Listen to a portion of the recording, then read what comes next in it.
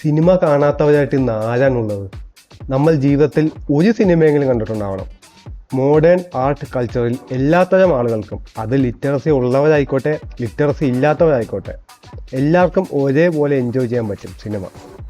ഈ ലോകത്ത് ബുക്ക് വായിക്കുന്നവരാണോ കൂടുതൽ, സിനിമ കാണുന്നവരാണോ കൂടുതൽ? ഓഫ് കോഴ്സ് സിനിമ കാണുന്നവരാണ് കൂടുതൽ.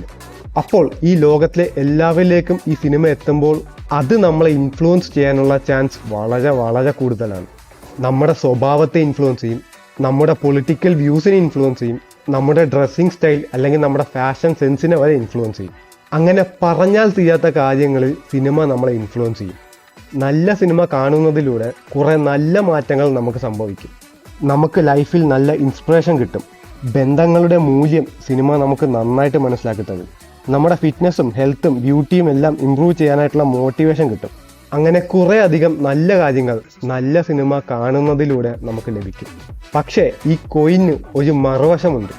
മിക്കപ്പോഴും സിനിമ നമ്മളെ മോശം രീതിയിലും നന്നായിട്ട് മാനിപ്പുലേറ്റ് ചെയ്യുന്നുണ്ട്. നമ്മൾ ഇന്ന് കാണുന്ന മിക്ക സിനിമകളും നമ്മളെ മോശം രീതിയിലാണ് ഇൻഫ്ലുവൻസ് ചെയ്യുന്നത്. ഇന്ന് പൊളിറ്റിക്സ് ഇല്ലാത്ത ഒരു സിനിമ പോലും ഇല്ലെന്ന് തന്നെ പറയാം. ഒരു സിനിമ ലെഫ്റ്റ് വിങ്ങിനെ സപ്പോർട്ട് ചെയ്യുവാണെങ്കിൽ മറ്റേ സിനിമ റൈറ്റ് വിങ്ങിനെ സപ്പോർട്ട് ചെയ്യും. ഒരു സിനിമ മുസ്ലിമിനെ സപ്പോർട്ട് ചെയ്യുവാണെങ്കിൽ മറ്റേ സിനിമ ഹിന്ദുവിനെ സപ്പോർട്ട് ചെയ്യും.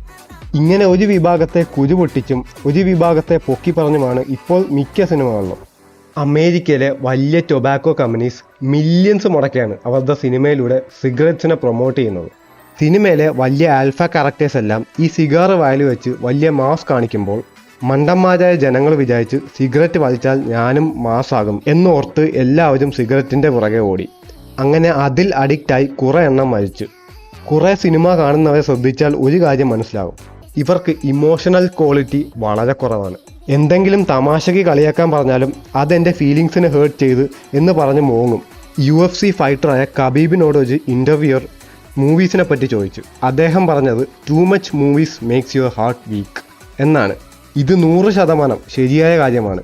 ഈ ട്രാപ്പിൽ ഏറ്റവും കൂടുതൽ പെട്ട് കിടക്കുന്നത് യങ്സ്റ്റേഴ്സാണ്. അമേരിക്കയിൽ 1981 അന്നത്തെ പ്രസിഡന്റായ റൊണാൾഡ് റീഗനെ 25 വയസ്സുകാരനായ ജോൺ ഹിൻക്ലി എന്ന് പറയുന്ന ഒരാൾ ഷൂട്ട് ചെയ്തു. ലക്കിന് പ്രസിഡന്റ് ചെറിയ പരിക്കോടെ രക്ഷപ്പെട്ടു. പോലീസുകാർ ഈ ജോൺ ഹിൻക്ലിയെ ചോദ്യം ചെയ്തപ്പോൾ അയാൾ പറഞ്ഞത് ജോഡി ഫോസ്റ്റർ എന്നൊരു ആക്ട്രസിനെ ഇംപ്രസ് ചെയ്യാനും ജോഡി ഫോസ്റ്ററിൻ്റെ സിനിമകളും കണ്ടിട്ടാണ് ഇത് ചെയ്യണം എന്ന് തോന്നിയത്. അപ്പോൾ നമ്മൾ മനസ്സിലാക്കേണ്ടത് എന്ന് വെച്ചാൽ സിനിമയുടെ ഇൻഫ്ലുവൻസ് യങ്സ്റ്റേഴ്സിൽ ഭയങ്കരമായിട്ടുണ്ട്. നമ്മൾ ഇവിടെ തന്നെ നോക്കിയാൽ മതി. ഫാൻ ഫൈറ്റിൻ്റെ പേജിൽ എന്തോരം പേരാണ് തമ്മിൽ ഫൈറ്റ് ചെയ്യുന്നത്. തെലുങ്കിലൊക്കെ ഫാൻസ് തമ്മിൽ തല്ലി മരിച്ചിട്ട് വരെയുണ്ട്. ഇങ്ങനെയുള്ള വീക്ക് സൊസൈറ്റിയെ സിനിമ സൃഷ്ടിക്കുമ്പോൾ അവരെ പ്രീതിപ്പെടുത്താനായിട്ട് പൊളിറ്റീഷ്യൻസ് വീക്കായിട്ടുള്ള പോളിസീസ് കൊണ്ടുവരും. ഈ വോക്ക് മൂവ്മെൻ്റൊക്കെ അതിൽ ഉൾപ്പെടും. ഫിലിം മേക്കേഴ്സ് പൈസ കിട്ടാനും ഫെയിം കിട്ടാനും ഏത് സ്റ്റോറി വേണമെങ്കിലും ചെയ്യും. നമ്മളെ നല്ല രീതിയിലോ മോശം രീതിയിലോ ഇത് അഫക്റ്റ് ചെയ്യുന്നുണ്ടോ ഇല്ലയെന്ന് അത് അവർക്കറിയേണ്ട ആവശ്യമില്ല. നമ്മൾ സിനിമയായിട്ട് കാണണം. അതാണ് എൻ്റെ ലോകം, അതൊക്കെയാണ് റിയാലിറ്റി എന്ന് പറഞ്ഞു നടന്നാൽ അത് നമുക്ക് തന്നെ അവസാനം വള്ളിയാവും. അപ്പോൾ ഇത്രയൊക്കെ ഉള്ളൂ. Thanks for watching.